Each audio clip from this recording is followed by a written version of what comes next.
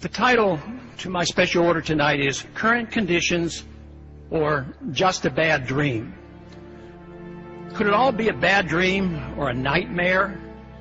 Is it my imagination, or have we lost our minds? It's surreal. It's just not believable. A grand absurdity, a great deception, a delusion of momentous proportions. Based on preposterous notions and on ideas whose time should never have come.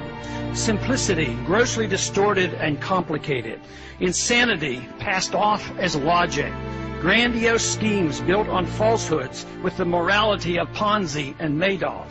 Evil described as virtue. Ignorance pawned off as wisdom. Destruction and impoverishment in the name of humanitarianism. Violence, the tool of change. Preventive wars used as a road to peace. Tolerance delivered by government guns. Reactionary views in the guise of progress. An empire replacing the republic.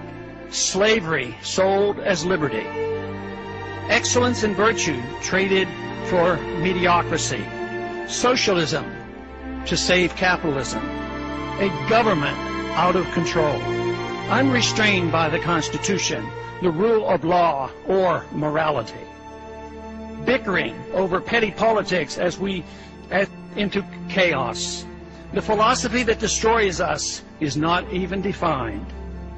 We have broken from reality, a psychotic nation. Ignorance with a pretense of knowledge replacing wisdom.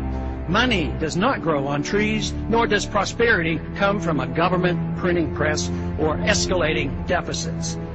We're now in the midst of unlimited spending of the people's money, exorbitant taxation, deficits of trillions of dollars spent on a failed welfare warfare system, an epidemic of cronyism, unlimited supplies of paper money equated with wealth, a central bank that deliberately destroys the value of the currency in secrecy, without restraint, without nary a whimper. Yet, cheered on by the pseudo-capitalists of Wall Street, the military-industrial complex, in Detroit. We police our world empire with troops on 700 bases and in 130 countries around the world. A dangerous war now spreads throughout the Middle East and Central Asia. Thousands of innocent people being killed as we become known as the torturers of the 21st century. We assume that by keeping the already known torture pictures from the public's eye, we will be remembered only as a generous and good people. If our enemies want to attack us only because we are free and rich, proof of torture would be irrelevant. The sad part of all this is that we have forgotten what made America great, good, and prosperous. We need to quickly refresh our memories and once again reinvigorate our love, understanding, and confidence in liberty. The status quo cannot be maintained considering the current conditions.